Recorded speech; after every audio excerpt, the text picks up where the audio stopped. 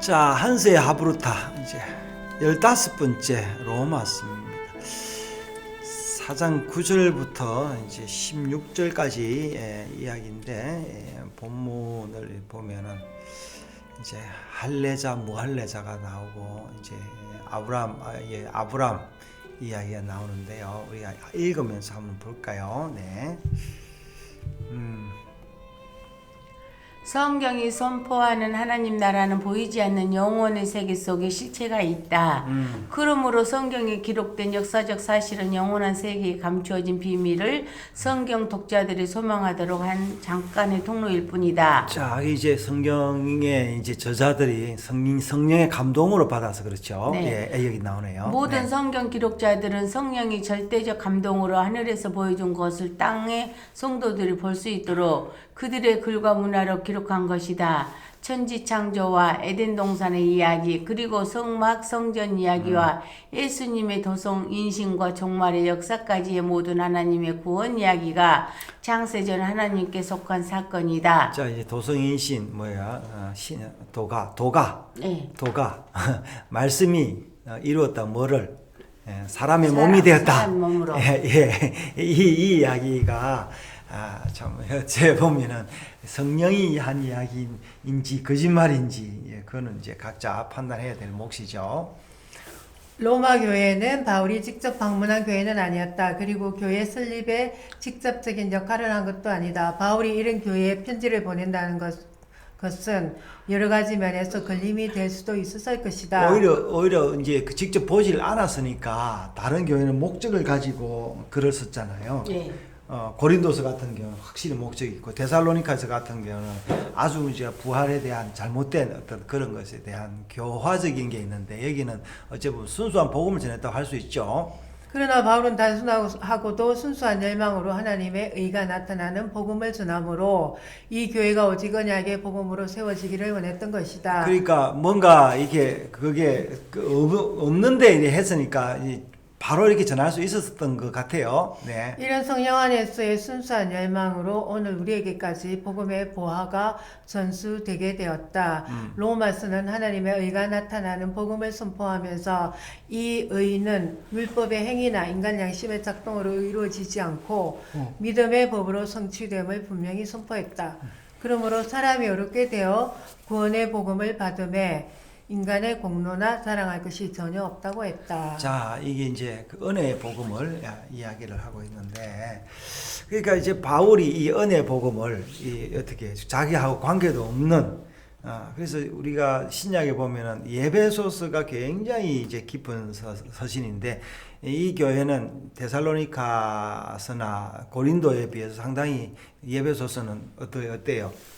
굉장히 좀 깊은 이야기인데 바울이 이제 그 두란노 서원에서 그 믿음의 기초를 닦고 디모데를 통해서 사역이 탄탄히 이루어지고 있으니까 예배소서도 쓰고 디모데서를 쓴 것 같아요. 네. 아브라함이나 다윗도 율법의 행위로 의롭다함을 받지 못하고 믿음의 은혜로 이루어졌기에 이 은혜가 복이 되었다고 했다. 불법의 사함을 받고 이 죄를 가리어짐을 받아 그 죄를 인정하지 아니하실 사람에게 복이 있다고 했다. 자, 그러니까 죄 없는 사람이 복 받은 게 아니라, 그죠? 네. 예, 죄 있는 사람이 사죄 받으면 그게 복이 있는 거죠. 예. 그러면 아브라함이 이 복을 누리는 것이 언제인가? 할례를 받기 전부터인가? 할례를 받은 후인가? 유대인들은 율법적 할례 의식을 언약 백성이 다른 민족과의 차별을 증거하는 최고의 자랑으로 여기고 있다.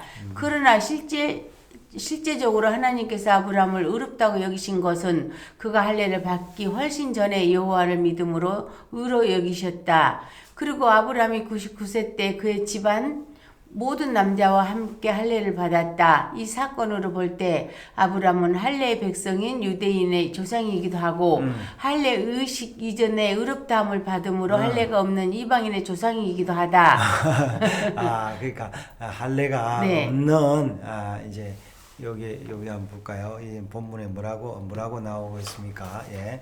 그가 할례의 표를 받은 것은 무할례 시에 믿음으로 된 의를 인친 것이니 이는 무할례자로서 믿는 모든 자의 조상이 되어 그들도 의로 여기심을 얻게 하려 하심이라. 그렇죠. 무할례 시도. 예. 또한 할례자의 조상이 되었나니 곧 할례 받을 자에게뿐 아니라 우리 조상 아브라함이 무할례 시에 가졌던 믿음의 자치를 따르는 자들에게도 그러하니라. 자, 그래서 이제 그럼 뭐라고 이야기를 하고 있습니까?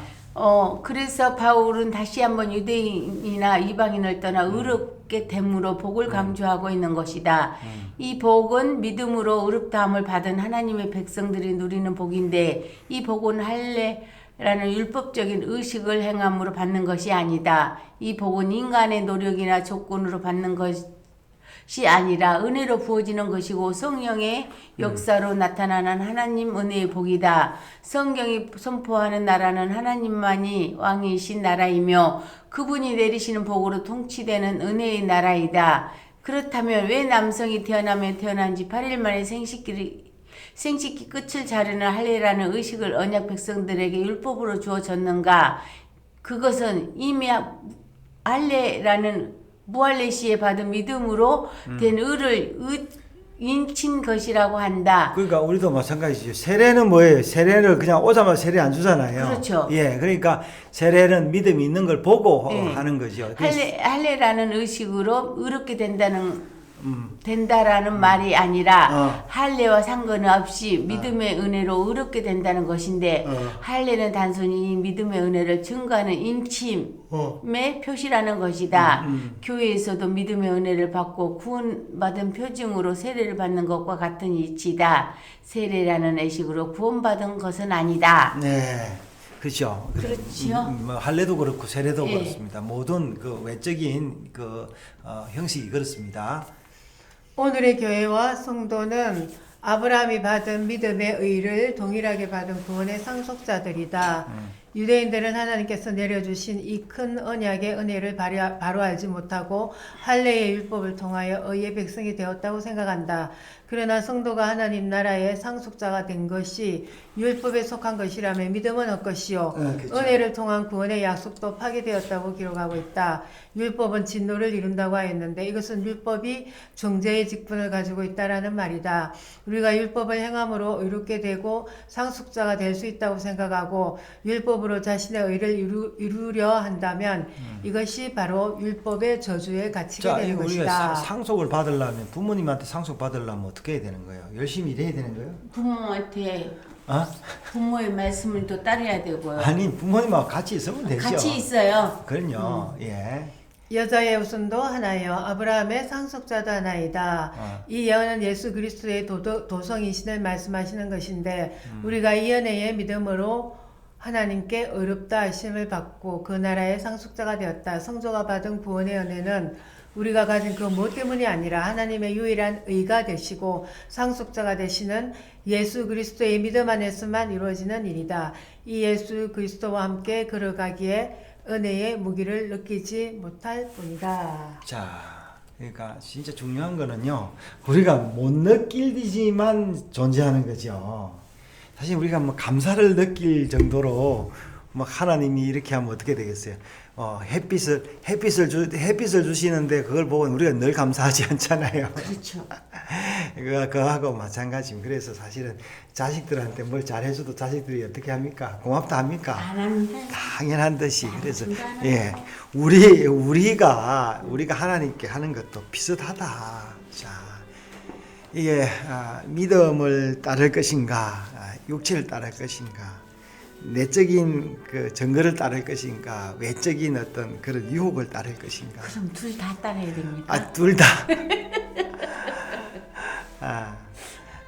참 우리가 이 말씀들을 이렇게 읽으면서 늘 고민하고 있는 거죠. 그래서 우리도 오늘 바울의 그 복음의 고민과 확신, 우리 한스의 그 고독과 말씀을 우리도 같이 느끼는 시간이 되었습니다.